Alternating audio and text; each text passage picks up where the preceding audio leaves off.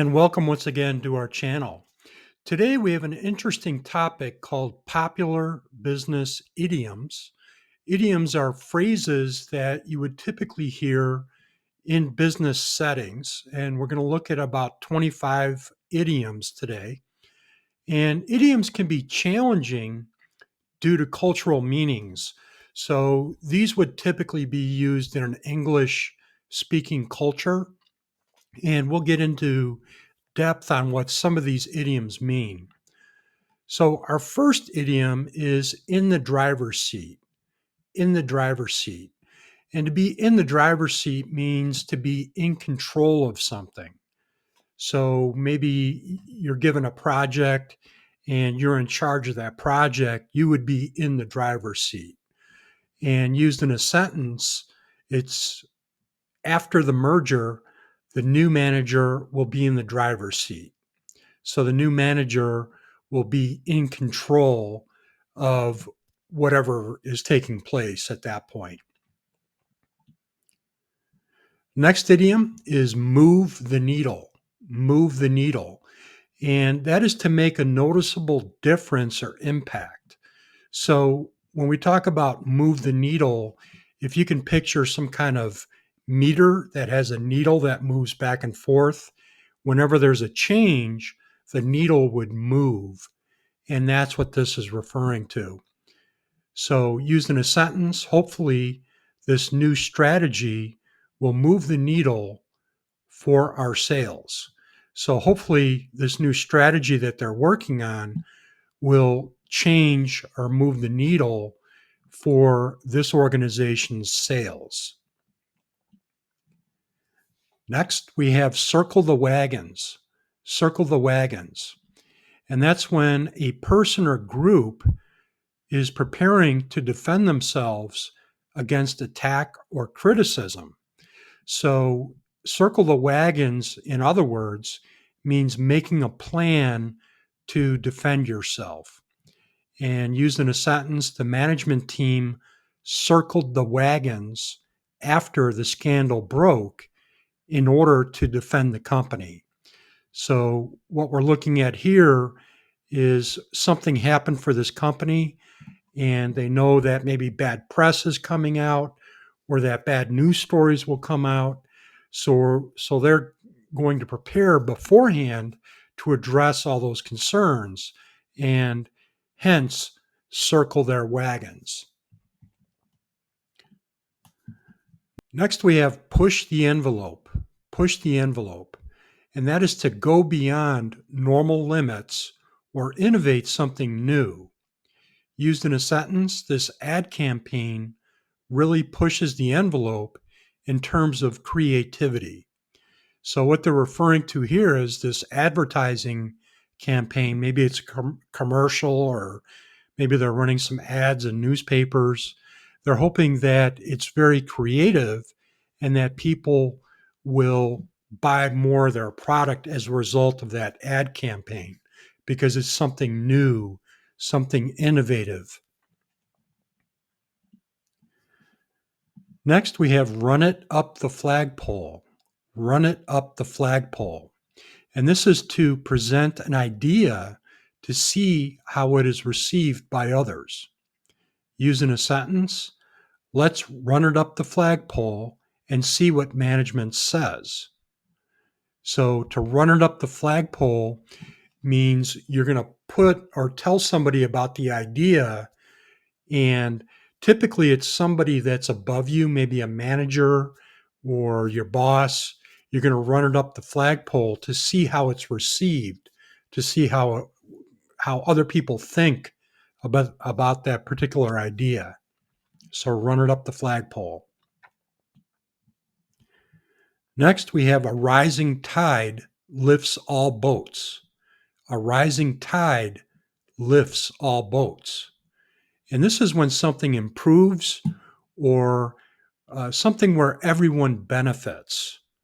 Used in a sentence, we invest in training because a rising tide lifts all boats. A rising tide. So if you can picture, like on an ocean, when a wave comes in and there's boats sitting out in like a bay or on the coast.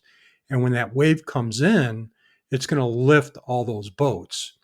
And what it's referring to here is that whatever they're proposing, everyone is going to benefit as a result of that. So, in this instance, where they say we invest in training, when you train your employees do their jobs better. And as a result of the employees doing their jobs better, the company does better as well. So, in this instance, they invested in training because a rising tide lifts all boats. Next, we have close the loop. Close the loop. And this is to basically finish a process or to follow up with somebody. And using a sentence, I am calling you to close the loop to make sure the task is complete. So in this sentence, somebody is calling another person just to make sure that the task is complete, and hence closing the loop. Closing the loop. Poke the bear. Poke the bear.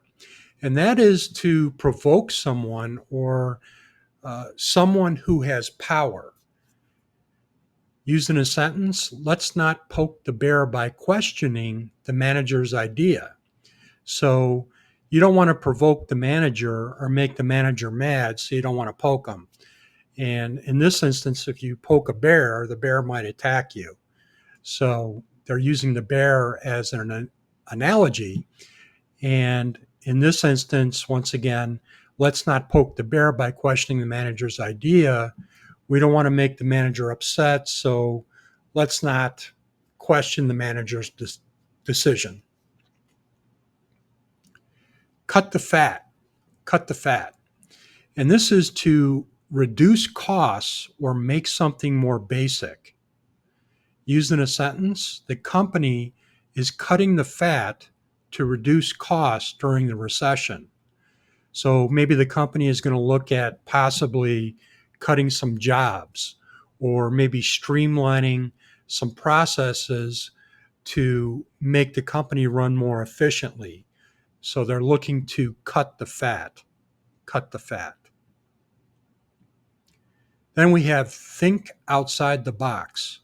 Think outside the box. And this is to be creative and think in a new way.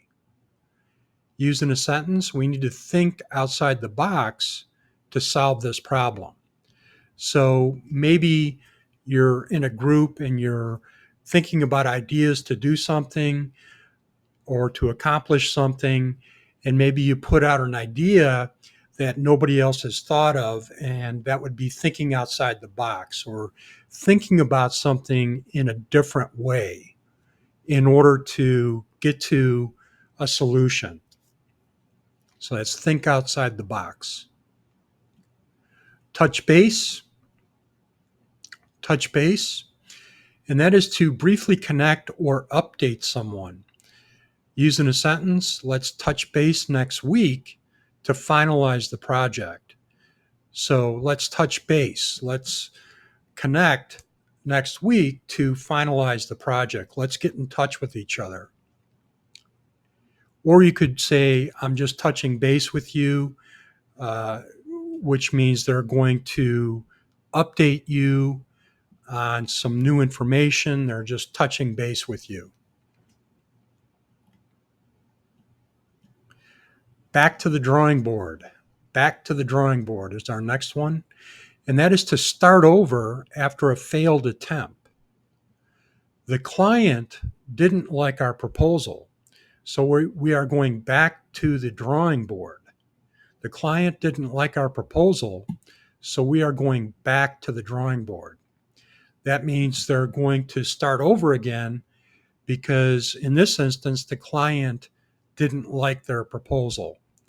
So going back to the drawing board means that you're going to start over or you're going to think about it in a new way. Next, we have hit the ground running. Hit the ground running. and that is being ready to start work immediately with good results. We need someone who can, using a sentence, we need someone who can hit the ground running on day one. So in this instance, they are probably referring to an employee who can, maybe a new employee that's coming on board or was just hired, and they're looking for somebody that can start work and being effective at their job from day one. So they're going to hit the ground running. Next, we have in the loop, out of the loop. Means someone who is informed is in the loop. Someone who is not informed about something is out of the loop. So using a sentence, make sure to keep me in the loop on the progress. So they want to be informed about the progress. And then the next sentence is, I'm out of the loop as I missed the last meeting. So he's uninformed as a result of missing the last meeting. So that's in the loop and out of the loop. Next, we have think on your feet. Think on your feet. And this is to respond well when things change quickly. Using a sentence, she had to think on her feet when the client asked tough questions. So she had to respond and change quickly as the client or the customer was asking her tough questions. So she maybe had to improvise some things or maybe explain it in a different way. And to think on your feet is basically to have a quick mind about something and to be creative very quickly. Raise the bar, raise the bar. And this is to set higher standards. And these would be higher standards than normal. So, using a sentence, the company raised the bar with their new product. So, what they did is they set higher standards for their new product. They raised the bar.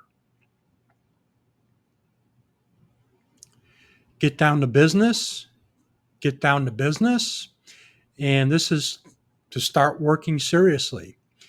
And using a sentence, maybe a manager might say this, that's enough talking, let's get down to business. So let's stop talking, let's start working. So get down to business. Buy the book, buy the book. And that is to follow the rules or the procedures closely. Using a sentence, he does everything by the book, no shortcuts. So he does everything according to the procedures, or he does everything according to the rules. He doesn't take any shortcuts or uh, deviate from or change from the rules or the procedures that maybe a company might put in place for somebody to do their job. So he follows the rules and procedures. On the same page, on the same page. That's when you and others have the same understanding. Using a sentence, before we proceed, I want to make sure we're on the same page about what we expect you to do. So before we proceed, to say it another way is I want to make sure you understand what we expect you to do. So being on the same page with somebody means you both have the same understanding. In a nutshell, in a nutshell. So in a nutshell means just a brief summary. Using a sentence, in a nutshell, we need more time and budget. So he's just summarizing here, or just to summarize, we need more time and budget. So it's just a quick summary of something that you want to convey or tell someone else. And in this case, they need more time and they need more money or budget to complete the task. Ballpark figure. Ballpark figure. Ballpark figure is an approximate number or an estimate. Used in a sentence, can you give me a ballpark figure for the cost? So what they're looking for here is just a rough cost. So if something is, say, $49,000, you might say a ballpark figure would be $50,000 because you're going to round it to the next biggest number. If something's $95,000, you might say, a ballpark figure would be $100,000 because it's closer to 100. So that's what ballpark figure is. Cut corners. Cut corners. And that is to do something poorly to save time or money. Used in a sentence, they cut corners in making their products, and now no one wants to buy them because of poor quality. So what they did here is they cut corners and they made their products poorly by cutting corners, and because of that, now their products have poor quality. So cutting corners. Call the shots. Call the shots. And that is basically to be the one in charge, maybe like a manager or a president of a company. They're going to call the shots.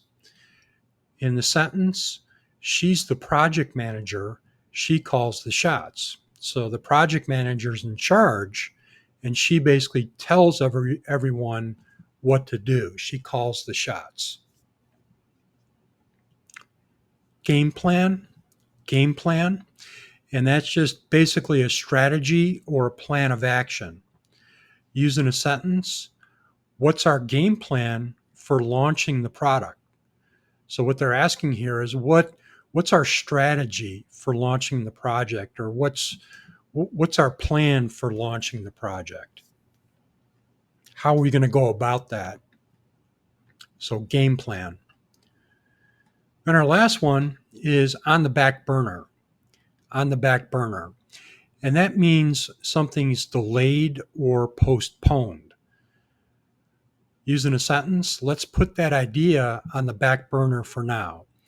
So what they're saying is there's something more important that we need to get to.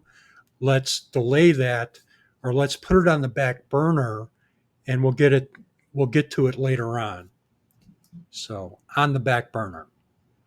So that's about 25 idioms. Hopefully you guys enjoyed this. I enjoy doing these lesson plans. So if you could, please like and subscribe, and we will catch you guys on the next one. Thanks. Have a good day.